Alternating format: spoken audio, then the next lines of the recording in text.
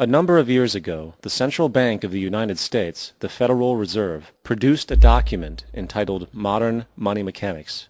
This publication detailed the institutionalized practice of money creation as utilized by the Federal Reserve and the web of global commercial banks it supports. On the opening page, the document states its objective. The purpose of this booklet is to describe the basic process of money creation in a fractional reserve banking system. It then proceeds to describe this fractional reserve process through various banking terminology, a translation of which goes something like this. The United States government decides it needs some money, so it calls up the Federal Reserve and requests, say, $10 billion. The Fed replies saying, sure, we'll buy $10 billion in government bonds from you. So the government takes some pieces of paper, paints some official-looking designs on them, and calls them Treasury bonds. Then it puts a value on these bonds to the sum of $10 billion and sends them over to the Fed. In turn, the people at the Fed draw up a bunch of impressive pieces of paper themselves, only this time calling them Federal Reserve notes, also designating a value of $10 billion to the set. The Fed then takes these notes and trades them for the bonds.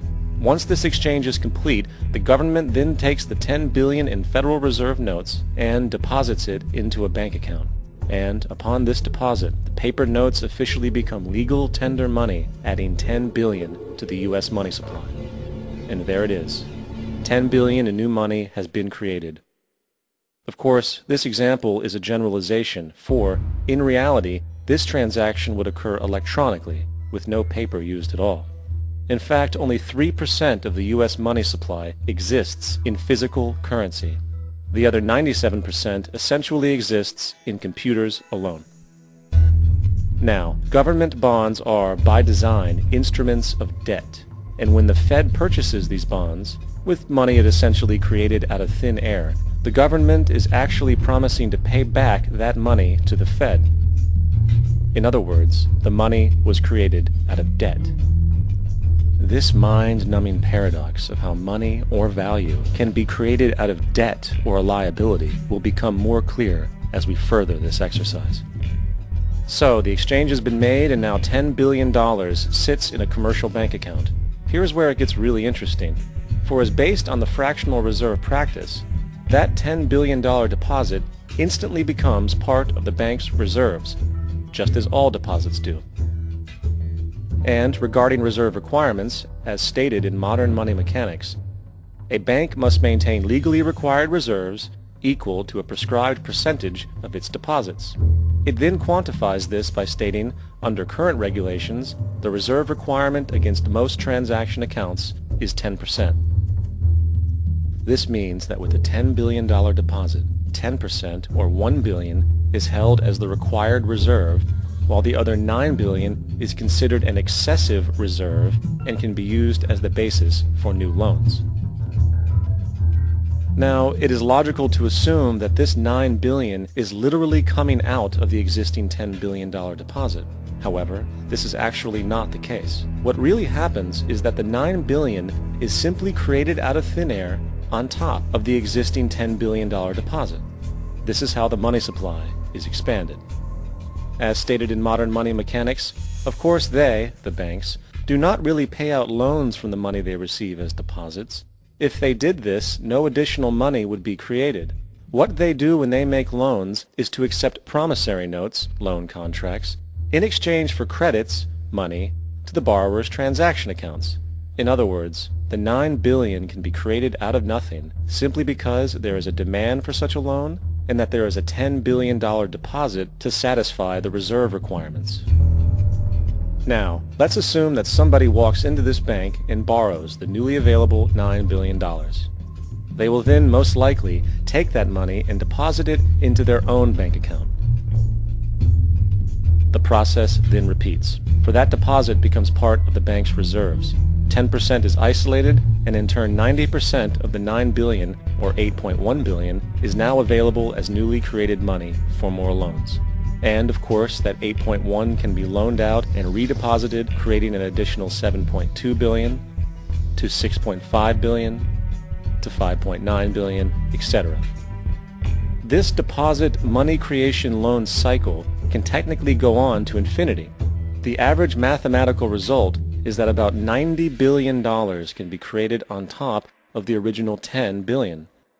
In other words, for every deposit that ever occurs in the banking system, about 9 times that amount can be created out of thin air. Money jitters? Ask the obliging Bank of America for a jar of soothing instant money, M-O-N-E-Y, in the form of a convenient personal loan. So, now that we understand how money is created by this fractional reserve banking system, a logical yet elusive question might come to mind. What is actually giving this newly created money value? The answer? The money that already exists. The new money essentially steals value from the existing money supply. For the total pool of money is being increased irrespective to demand for goods and services. And as supply and demand finds equilibrium, prices rise, diminishing the purchasing power of each individual dollar.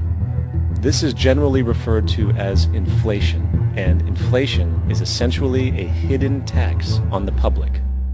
What is the advice that you generally get? And that is inflate the currency. They don't say debase the currency. They don't say devalue the currency. They don't say cheat the people who are saved.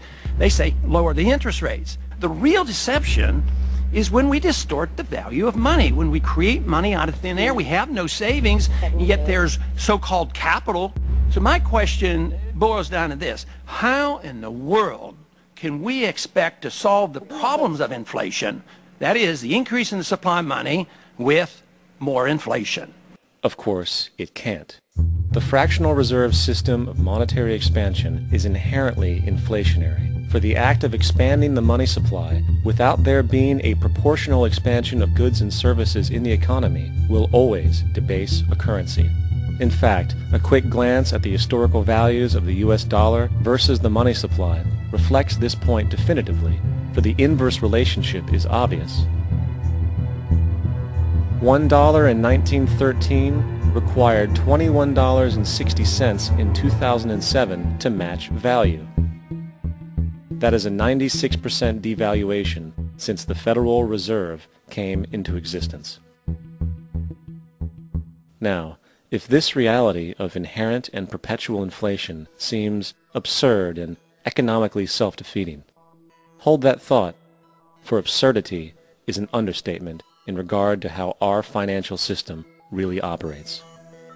For in our financial system, money is debt, and debt is money. Here is a chart of the U.S. money supply from 1950 to 2006.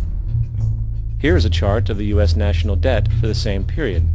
How interesting it is that the trends are virtually the same. For the more money there is, the more debt there is. The more debt there is, the more money there is. To put it a different way, every single dollar in your wallet is owed to somebody by somebody. For remember, the only way the money can come into existence is from loans.